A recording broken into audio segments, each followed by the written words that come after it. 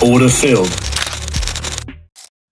Oke, halo guys, kembali lagi bersama gua Desert. Ya, kali ini kita bakal membreakdown apa itu optimal trade entry ya. Jadi optimal trade entry itu sebenarnya kalau dalam bahasa forex gitu, bahasa market itu sebenarnya Fibonacci aja. Cuman Fibonacci itu angkanya berbeda-beda untuk kita entry. Jadi di sini Desert itu memberikan kalian 3 Fibonacci. Yang pertama itu adalah Fibonacci OTI agresif, teman-teman. Di sini aku punya OTI agresif ya.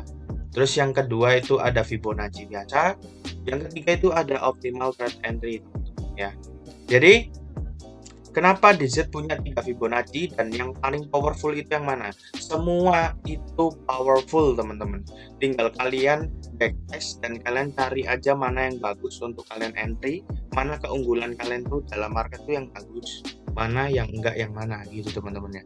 Jadi langsung aja kita bahas. Yang pertama, OTI agresif itu settingannya seperti ini teman-teman ya. Settingannya seperti ini. Oke. Untuk settingannya Fibonacci biasa, kalian bisa menggunakan ini. Ini settingannya ya. Terus untuk Fibonacci optimal trade entry biasa, kalian bisa menggunakan ini. Nah, oke. Sekarang kita langsung masuk aja ke poin pentingnya teman-teman ya. Oke, dari 3 Fibonacci tersebut, kita itu wajib belajar yang namanya coding di market teman-teman. Untuk menggunakan Fibonacci, kita tuh wajib menggunakan coding di market gitu teman-teman ya. Jadi di sini, kalau kalian lihat di sini, Fibonacci itu hanya berlaku di market yang sedang up dan down gitu ya. Jadi uptrend dan downtrend aja. Jadi nggak bisa menggunakan ketika market itu lagi sideways atau consolidation, itu nggak bisa.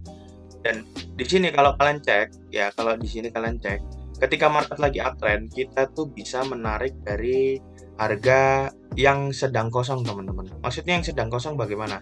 Jadi seperti ini, ketika market uptrend, kalian itu hanya mencari titik low-nya sini untuk kalian itu nge-buy. Jadi kalau kita prediksikan, itu kita kan menunggu market koreksi, ya kan, nunggu market koreksi baru kita bisa membeli lebih tinggi gitu kan teman-teman ya.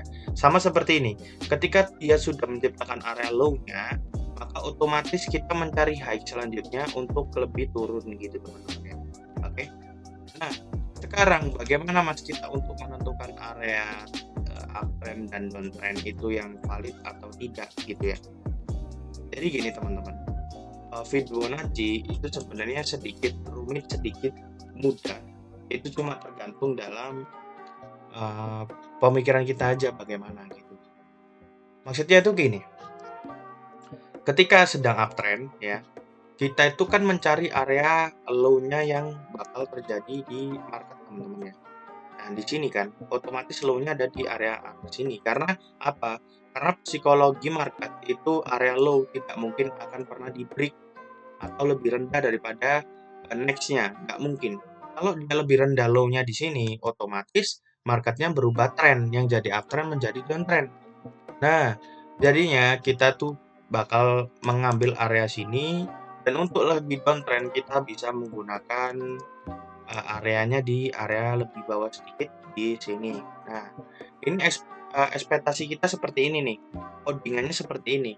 Jadi yang otomatis cara menggunakan Fibonacci-nya, kita coba menggunakan optimal trade entry yang biasa ya. Tetap penggunanya sama, dari low ke high kita tarik seperti ini Fibonacci teman-teman. Nah, ketika kita pakai ini settingan OTI yang pertama ya teman-teman. Ini settingan OTI yang bukan yang pertama, ini OTI yang biasa, oke?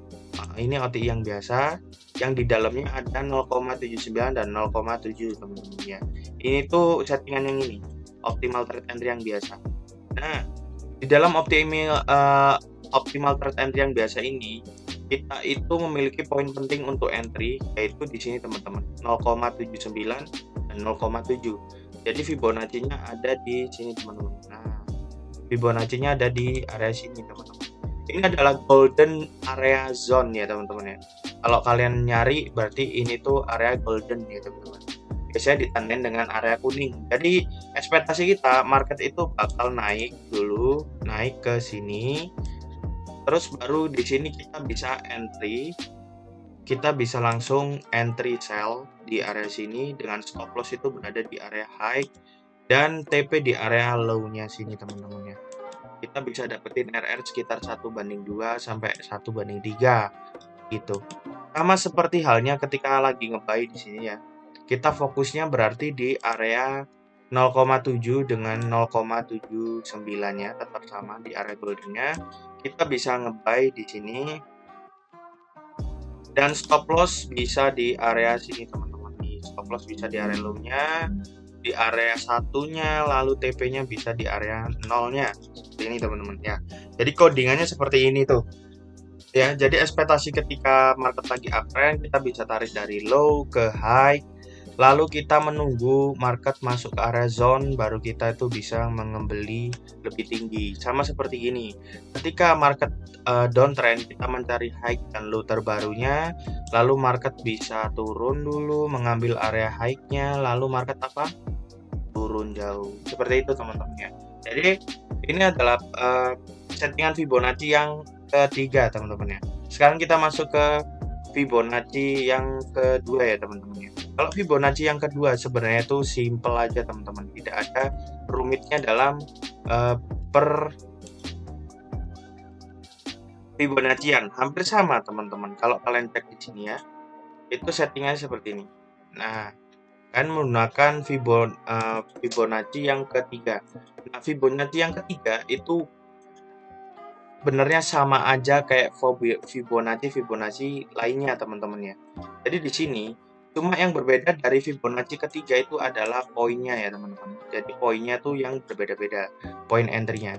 Kalau seperti ini, jadi poin entry-nya ada di 0,618 sampai 0,786 gitu. Ini Fibonacci yang sama aja sebenarnya. Ketika downtrend juga sama.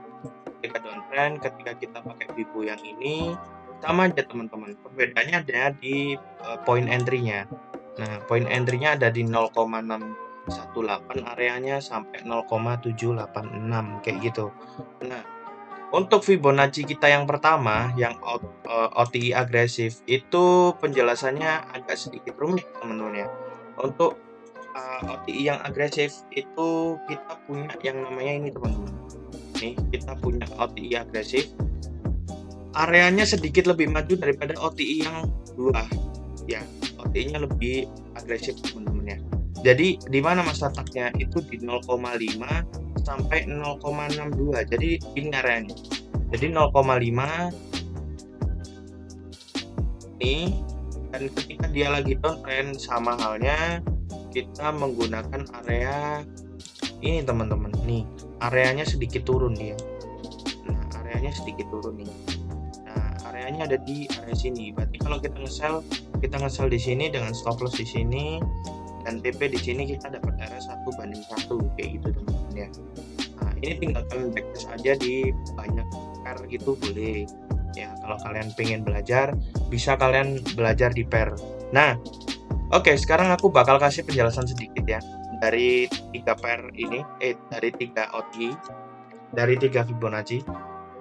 Biasanya cukup simpel teman-teman. Gini, OTI dari 3 ini semua, dari 3 optimal trade entry, area-areanya itu kita sudah tahu ya, bahwa bermacam-macam. Jadi yang high probabilitas adalah yang kalian backtest dan kalian dapetin momentum sesuai dengan trading plan kalian masing-masing.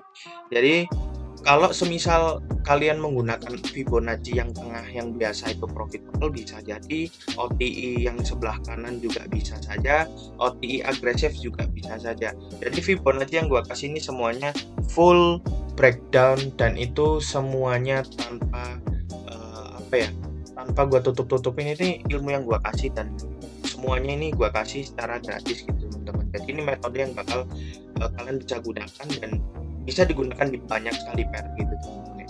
Oke, itu sedikit penjelasan dari DZ tentang optimal trade entry ya teman-teman. Ada kurang dan lebihnya gua mohon maaf. See you and thank you. Bye bye teman-teman.